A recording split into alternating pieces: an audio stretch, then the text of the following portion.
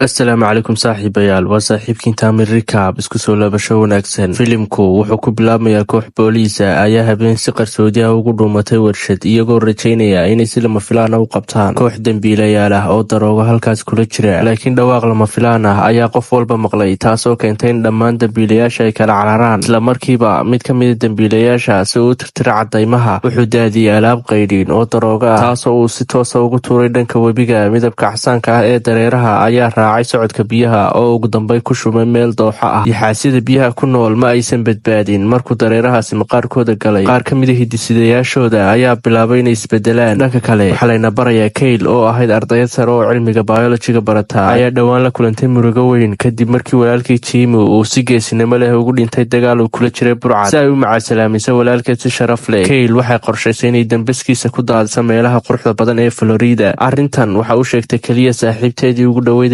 laakiin Lisa waxay soo kaxaysa laba qof oo kale, Malika iyo saaxiibkeed Sam. safar degan oo laba qof u qorshaysnaa wuxuu noqday mid 4 qof ah, taasoo Kayl ka dhigtay mid dareen ahaan aan faraxsanayn. markay aragtay siday Kayl u xanaaqsan tahay, Lisa ayaa u sharaxday inay iibisay gaadhigeedii si ay hooyadeed deynta uga bixiso, sidaa darteedna aysan haysan doorasho kale oo aan ahayn inay dadka kala raacdo. markay labada qof ee cusub si diiran u salaameen, Kayl way iska raacday. waxay si niyad jab leh ugu fadhiisatay kursiga gaadhiga. socdaalkii Florida wuxuu noqday mid caajis ah, laakiin nasiib wanaag Lisa oo hadalkeeda badnaa ayaa muudka dhan bedelay. kadib habeenkii markay seexdeen hotel, Malika ayaa si lama filaan ah subaxdii ugu kaxaysay garoon diyaaradeed, halkaasoo diyaarad khaas ah ay ku sugaysay. waxay si qarsoodi ah u diiwaangelisay duulimaadkaas, waxaana diyaaradda saarnaa 5 rakaab oo kale. waxay u malaynayeen in safarkoogu noqon doono mid raaxa leh, laakiin in yar kadib nin rakaabka ka mid ah ayaa si joogta u wacay telefoon, isagoo iska indhatiraya digniinaha Kayl iyo dadka kale ay u soo jeedinayaan, taasoo ka cabanayaan hadalkiisa badan. ugu dambaytiina nin rakaabka ka mid ah ayaa istaagay isagoo xanaaqsan, wuxuuna u dhaqaaqay inuu ninka aamusiiyo, laakiin islamarkiiba diyaaradii ayaa si xun u ruxantay. ninkii wuxuu ku dhacay gidaarka diyaaradda oo islamarkiiba miyir beelay. in yar kadib waxaa la ogaanayaa in matoorka koowaad ee diyaaradda ay cilad ku timid. kabtanka diyaaradda oo lagu magacaabo Frank ayaa si degdeg ah xaalad cabsi ah u galaya, isagoo isku dayaya inuu xakameeyo diyaaradda, laakiin nasiib xumo matoorka labaad ee diyaaradduna wuxuu bilaabayaa inuu dabqabsado. qof walba oo diyaaradda saarnaa wuxuu galay xaalad cabsi ah. xidhiidhka raadiyaha ayaa go-ay, waxaana diyaaradda ku qasaba inay dhulka si degdeg ah ugu degto. saamaynta xoogga leh ayaa diyaaradda webiga ku tuurtay, halka Kaylna ay suuxday. markay indhaheeda dib u furtay, waxay isku arkaysaa iyadoo webi dhexdiisa joogta. markay dhanka kale eegtayna waxay arkaysaa rakaabkii kale oo horey u gaadhay xeebta,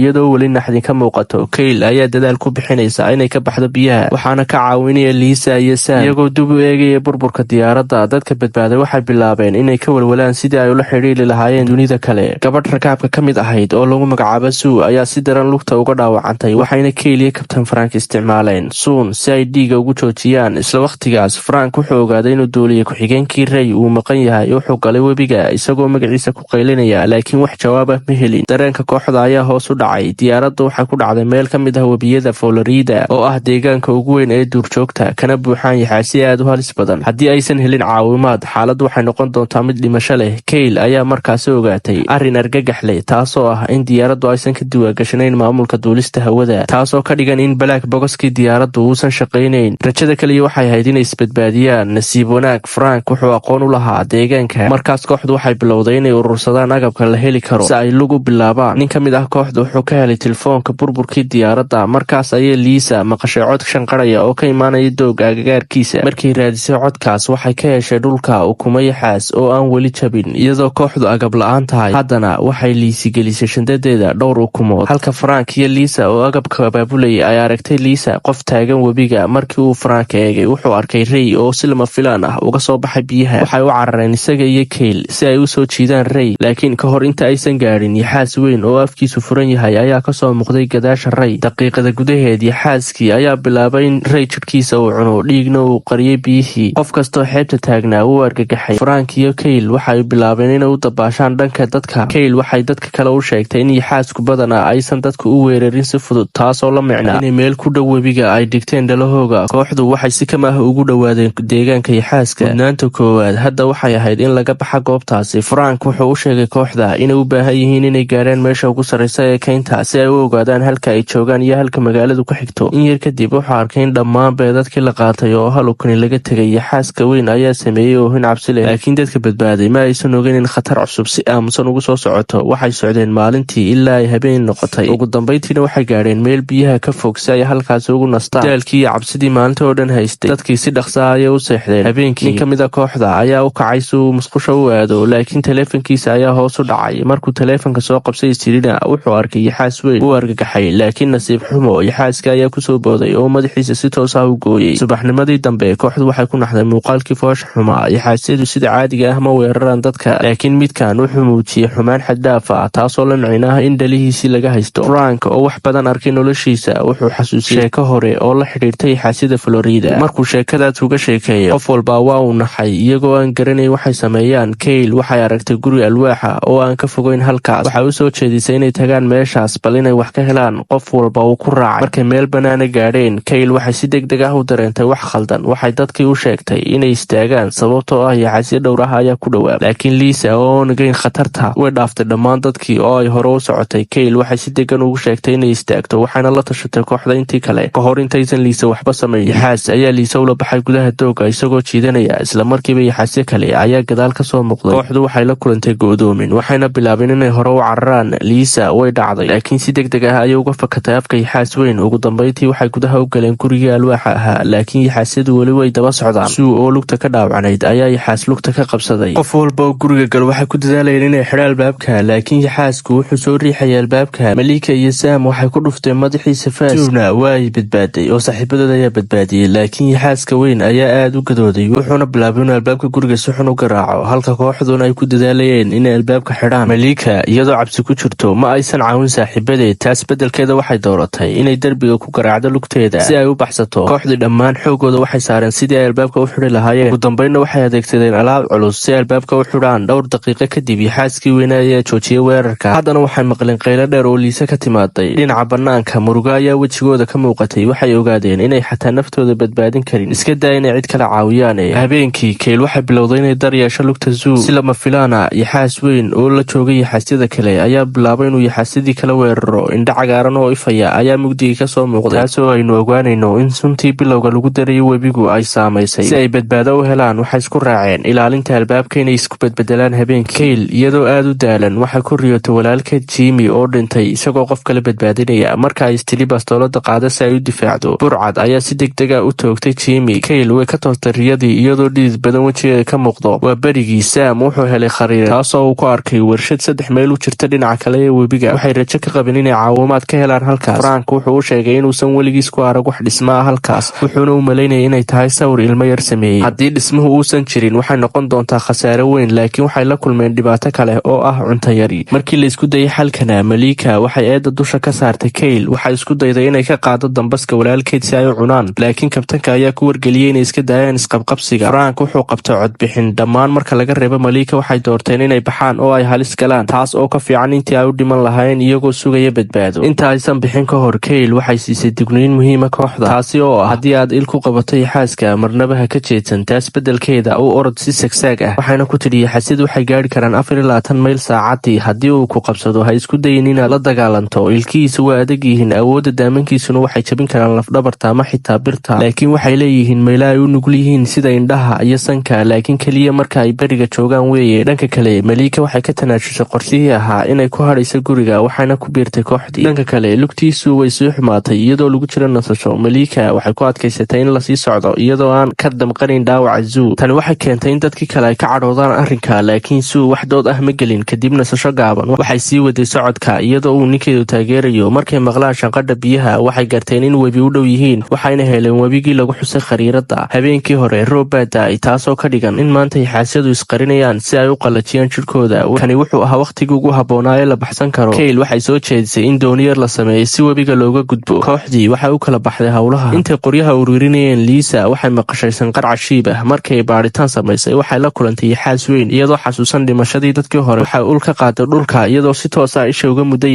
yaxaaskii weynaa ayaa ciyey, laakiin Lisa si degan ayay ugu laabatay kooxdii iyagoo caawinaad isku siiyey. waxay dhiseen dooniyar. markay webiga bilaabeen inay ka gudbaan, Sam wuxuu bilaabay inuu ku laabto xeebta si uu boorsadiisa usoo qaato, laakiin wuxuu arkay yaxaasyo kale oo webiga kasoo dabagelaya. Sue oo ilaa hadda aamusnayd waxay si xasiloon u daawatay biyaha, waxayna go'aansatay in nafteeda ay u hurto badbaadada saaxiibadeeda kale. kadib salaan murugo leh waxay u booday dhanka webiga si ay u qabtaan yaxaasyadu. sidaas ayay saxaabteeda ku badbaadisay, nafteedana ugu hurtay. ninkeedu wuxuu la murugooday geerida xaaskiisa. doonidii waxay ugu dambeyn ka gudubtay deegaanka ixaasida laakiin qofna farxad ma muujin sababtoo ah naf qiimale ayaa hortooda ku gooday. markii ay soo durkeen waxay heleen goob weyn oo guri ah. boorsooyin rasaas ah oo lagu daadiyay dhulka ayaa muujinaya inay ahayd isla goobtii filimka bilowgiisa ay soo weerarayeen booliisku kuwaasoo weerarayeen dambiilayaashii daroogada ka ganacsanayay. Malika iyadoo iska dhigatiraysa digniinta kabtanka waxay hore ugu socotay si ay u eegto gudaha, dadka kalena way daba raaceen. markay gudaha galeen gidaaradu waxay ahaayeen kuwo dhiig leh oo wasakhaysan. si wax raada ama calaamada loo helo Frank wuxuu kooxda u kala qaybiyay laba. markay kooxdu kala tagtayna Frank wuxuu daba raacay Malika oo kortay meel sare. Frank wuxuu ka caajisay dabeecadda Malika. dhinaca kale Kyle, Sam iyo dadka kale waxay heleen budo buluug ah oo laga yaabo inay sabab u tahay ixaasiyada sumoobay. markay sii dhex mushaaxeen waxay heleen qof kale oo weli nool. dhanka kale Frank oo cadhidiisa xakamayn karin wuxuu Malika ka riixay jaranjarta isagoo doonaya inuu dilo, laakiin Malika ayaa si degdeg ah jaranjarta u qabsatay. waxay bilowday inay cafis ka barido iyadoo ooyeysa ayayna baryeysay. Frank wuu naxay, wuxuu isku dayay inuu soo jiido laakiin mas weyn ayaa si lama filaan ah dusha ugaga yimi halkiina ku qaatay Frank. Malika waxay u qaylisay si argagaxley. Kyle iyo kuwa kale oo qaylada maqlay ayaa si degdeg ah ugu yimid oo badbaadiyay. ninkii ku badbaaday meesha dhexdeeda ay heleen Kyle iyo Sam wuxuu si daciif u yidhi waxa guriga ku jiray xaas weyn. intaas kadibna wuu dhintay. Kyle iyo Sam waxay u ordeen inay u sheegaan kabtanka, laakiin waxay ahayd goor dambe oo uu kabtankii dhintay. Malika waxa ugu dambeyn ogaatay khaladaadkeedii, waxay raali gelin siisay Kyle wayna heshiiyeen. kadib waxay galeen guri kale laakiin albaabka ayaa si lama filaan ah u xidhmay. markay